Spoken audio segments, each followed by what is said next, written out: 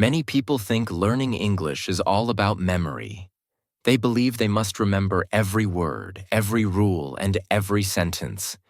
They think, if I don't remember it, I'm not learning. But that's not true. That's not how language works. That's not how the brain learns.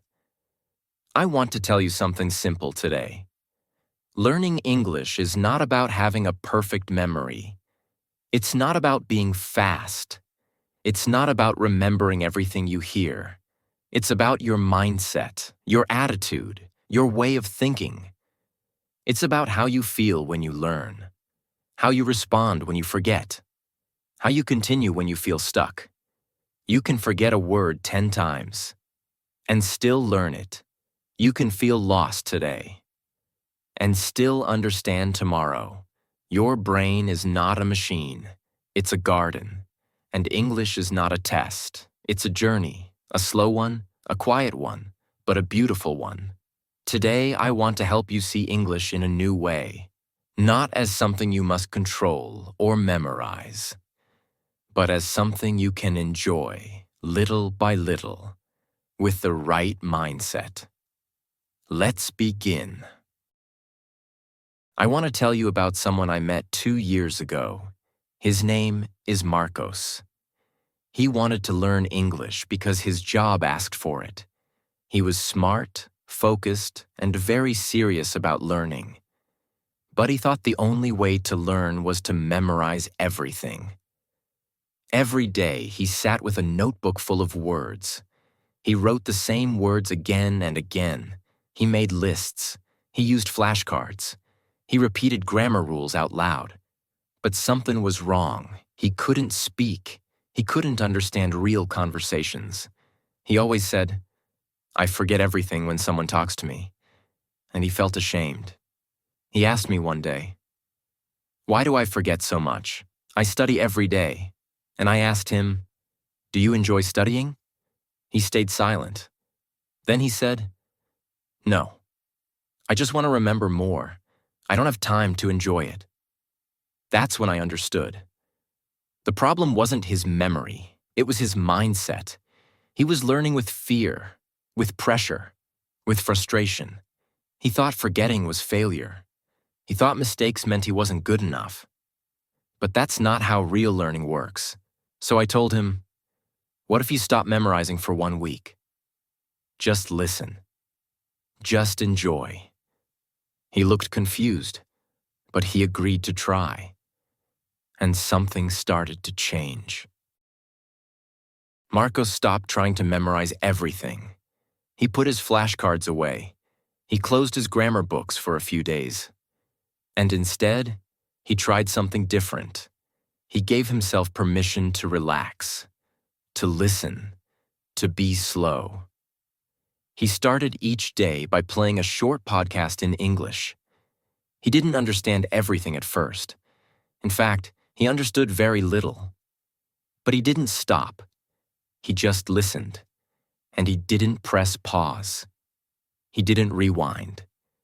He let the words come and go like the sound of rain. While he made breakfast, he listened.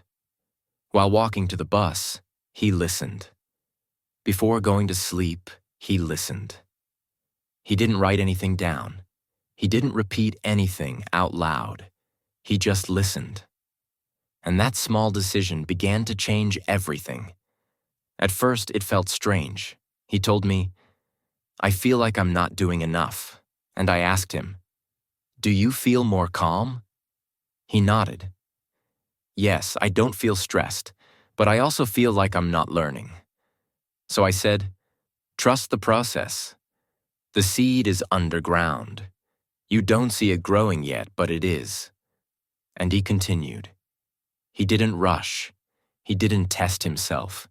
He simply kept listening, like someone watering a plant without asking it to grow faster. One morning he was making coffee, listening to a slow English story. And suddenly, without warning, he understood a whole sentence. Not just a word, not just a phrase, but the whole sentence, clearly, easily, without thinking. It surprised him. He said, "I didn't try to remember that sentence. I didn't even study it, but I understood it." And in that moment, something inside him changed. He smiled. He felt proud, not because he remembered, but because he realized. His brain had been learning quietly all along. He wasn't fighting the language anymore. He wasn't forcing it to fit into his mind. He was letting it flow through him. And little by little, the words started to stay. The sounds became familiar, and the fear began to disappear. Marcos didn't feel like a student anymore. He felt like someone who was becoming part of the language. And that change didn't come from a better memory. It came from a better mindset, from trust, from patience, from letting go of control. That was the real beginning of his English. There's something important that many English learners don't realize at the beginning. It's this: there is a big, quiet difference between knowing something and truly understanding it. You can know a word because you saw it in a book. You can memorize it, spell it, even translate it, but that doesn't mean your brain understands it in real life. Not yet. Knowing something is like looking at a photo of a place.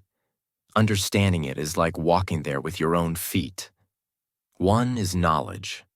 The other is experience. You can know the word rain, but when you stand outside, hear the drops, feel them on your skin, and someone says, "It's raining." You don't need to translate it. You just feel it. You just understand. Many people try to collect words like coins. They write lists. They repeat flashcards. They memorize translations. But when they try to speak, they feel frozen. They forget everything. They feel confused. And then they blame their memory. But the problem isn't memory. It's that the words are not connected yet. Not to sound, not to feeling, not to meaning. You can know 1,000 English words and still not understand a simple conversation. And someone else can know only 100 words, but understand a whole story. Because they're not thinking about the words, they're feeling the meaning. This is what happened to Marcos. He used to think that he had to know everything first. All the verbs, all the rules, all the pronunciation. Only then, he thought, he would be ready to understand. But he was wrong. Real understanding doesn't wait for perfection. It grows in silence. It grows in listening. It grows slowly, like a tree under the ground, invisible at first, but always moving. He started to listen without fear. He stopped checking the dictionary every 5 seconds. He stopped pausing every time he didn't understand something. He just let the words wash over him, again and again. And after a few weeks, something small but powerful happened. He started to understand not just the words, but the feeling behind them. He stopped thinking so much. He started to notice the rhythm, the tone, the emotions. He wasn't trying to know the language anymore. He was letting himself understand it. And that's when he started to grow, not because he studied harder, but because his mindset changed. He understood that English is not a test. It's not a box you must fill with perfect answers. It's a way to connect, to feel, to understand others, and to let yourself be understood, even with simple words. So if you ever feel like you forget too much, if you feel like you don't know enough, remember this: knowing comes and goes, but understanding stays, and understanding begins when you stop trying to be perfect. Let the language live inside you. Let it breathe. Let it grow slowly. Because understanding is quiet, but strong. There is one thing that stops more English learners than anything else. It's not grammar. It's not vocabulary. It's not pronunciation. It's fear. Fear of being wrong. Fear of making a mistake. Fear of looking silly or slow or different. This fear lives deep inside many learners. It grows quietly, with every small moment of doubt. Every time they forget a word. Every time someone corrects them.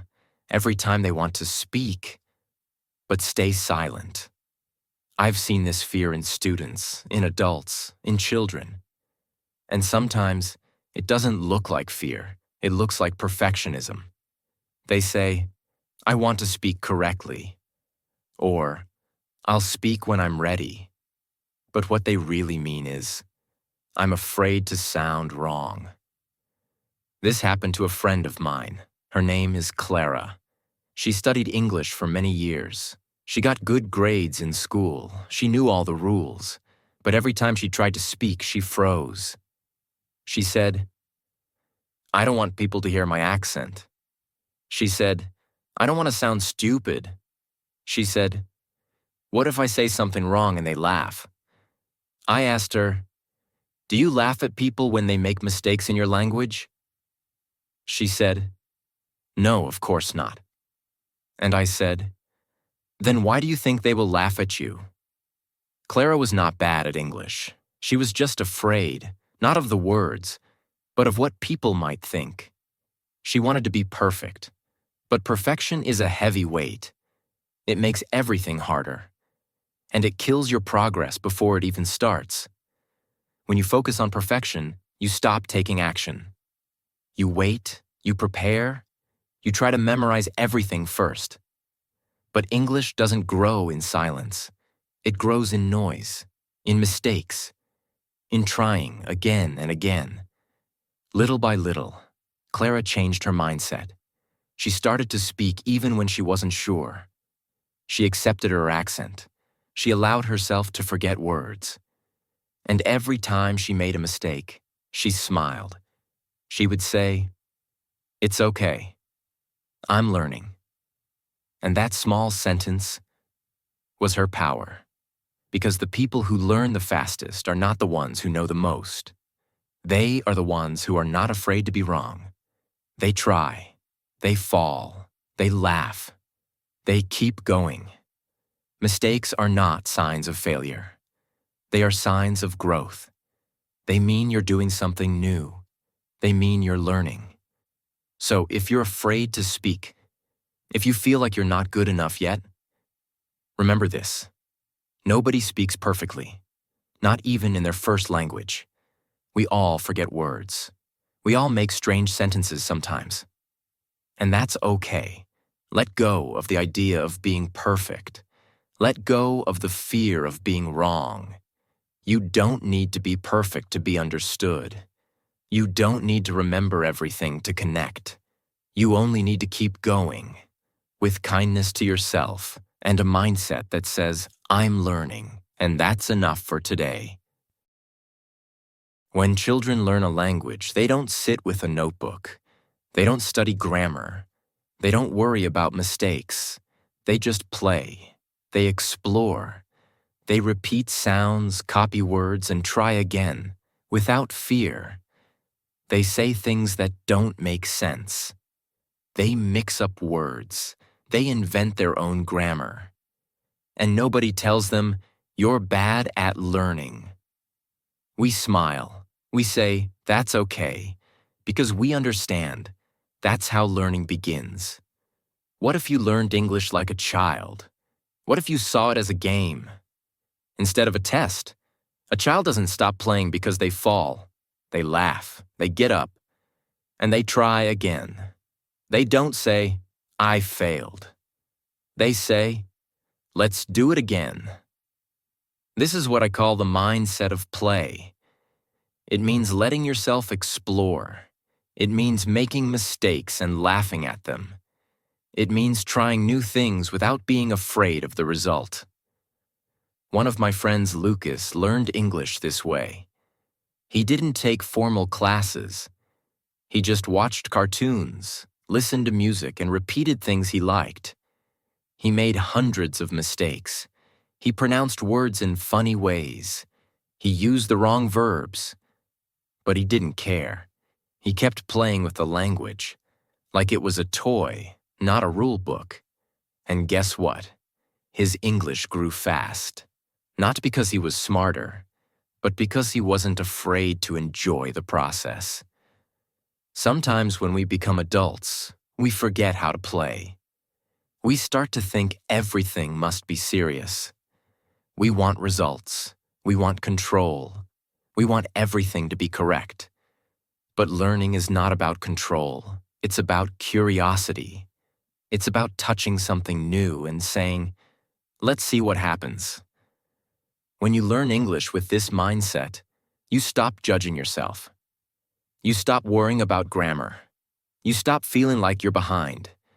Instead, you start asking, what can I discover today? What happens if I try this word? What if I just listen without understanding everything? And little by little, your brain starts to relax. Your ears open. Your words flow more easily. Not because you're trying harder, but because you're enjoying more. So today, give yourself permission to play, to listen like a child, to try without fear, to fall and smile. Because English is not a race. It's not a test. It's not about being perfect. It's about showing up every day, with curiosity, with courage, and with the joy of learning something new. Let me tell you a story about someone I met last year. Her name is Anna. She wanted to learn English to visit her daughter, who moved to another country. Anna was kind, calm, and full of love. But she had one big problem. She kept forgetting everything. She told me, I study a word, and 5 minutes later, it's gone. She looked sad when she said it. She thought something was wrong with her brain. She believed she was too old to learn a new language. She said, maybe English is not for me. But I listened carefully, and I asked her one question. When you forget a word, do you feel angry? She said, yes. I feel like I'm wasting my time. And I said, that's the real problem. It's not your memory, it's your frustration. So we made a new plan. No more tests, no more notebooks, no more pressure. Just one thing, listening. Every day, Anna listened to short English stories. She didn't write anything. She didn't repeat anything out loud. She just listened with a soft heart. She listened while cooking. She listened while walking. She listened before going to bed. At first, she didn't understand much, but she didn't stop. She told herself, it's okay, I'm not here to be perfect. I'm here to grow. And slowly she did. One day, Anna called me with excitement in her voice. She said, I was watching a video in English, and I understood a full sentence. I asked her, which sentence? She said, it was, I miss my mom. And I felt it. I didn't translate it. I just understood. She was almost crying, not because she remembered a sentence, but because for the first time, English didn't feel like a wall.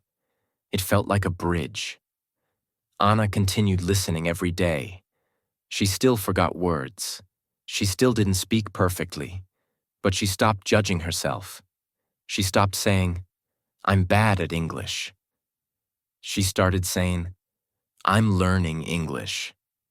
And that change, in her words, in her heart, in her mindset, was more powerful than any textbook. Because progress doesn't always look like success. Sometimes it looks like trying again. Sometimes it looks like not giving up. And sometimes it looks like listening with an open heart and a quiet smile. Your brain is not a machine. It doesn't work like a computer. You can't press a button and remember everything. You can't download a new language in one day, and that's okay. Because your brain learns in a deeper, more beautiful way. It learns through repetition, but not with pressure. Many learners think, If I repeat a word 10 times, I will remember it. So they say the word again and again. But sometimes they still forget it, and then they feel frustrated. They say, "Why can't I remember this? I'm trying so hard." But the truth is, your brain doesn't like stress. When you feel nervous or angry, your brain closes. It doesn't want to learn. It wants to escape. That's how the brain protects itself. But when you're calm, when you feel safe, when you listen with peace, the brain starts to open. It starts to notice new sounds. It starts to enjoy the rhythm of the language. And that's when the real learning begins. Repetition is important. Yes, but not forced repetition, not angry repetition. The repetition that works is the one you don't even notice. Like listening to a slow podcast every day. You hear the same phrases again and again, but in different stories, with different voices, and in different emotions. You're not memorizing, you're absorbing. It's like hearing your favorite song many times. You don't try to remember the lyrics. But one day, you find yourself singing along, without effort. That's how English works too.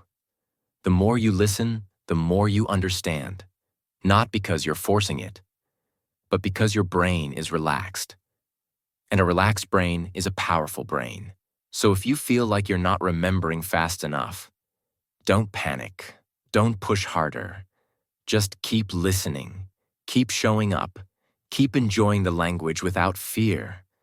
Because learning is not about speed. It's about consistency. It's about trust. And most of all, it's about giving your brain the time, space, and peace it needs to grow. If I could give you just one piece of advice, one small thing that can change everything in your English journey, it would be this. Listen every day. Not study every day. Not speak every day. Not memorize every day. Just listen. Quietly. Calmly. Even if it's only for 5 minutes. Because listening is the door to everything. It's the way babies learn to speak. It's the way music enters your soul. It's how the brain learns the sound, the rhythm, and the emotion of a language. When you listen to English each day, something invisible starts to happen. You may not notice it at first. You may think, "I don't understand." You may feel lost, but your brain is listening. It's building connections in the background, like a seed growing underground. You don't see it, but it's moving. It's changing. It's preparing to grow. I know a man named David. He never studied English in school. He didn't know how to write in English. But every day, he listened to English music while working. He didn't understand the words, but he liked the sound. He listened for years. And one day, someone spoke to him in English. Slowly, simply. And David understood. Not because he memorized anything, not because he practiced speaking, but because his ears were ready. His brain had heard the sounds so many times that they finally made sense. This is the quiet power of daily listening. You're not forcing your brain. You're feeding it. You're giving it small drops of language every day until one day something clicks. And suddenly you understand a sentence, a word, a feeling, and you smile. Because the moment didn't come from a textbook. It came from consistency, from showing up each day, even when it felt slow, even when you didn't see results. So please don't skip your listening. Don't wait for the perfect moment to start. Don't say, "I'll listen when I have more time." Start with 5 minutes, then 10, then 20.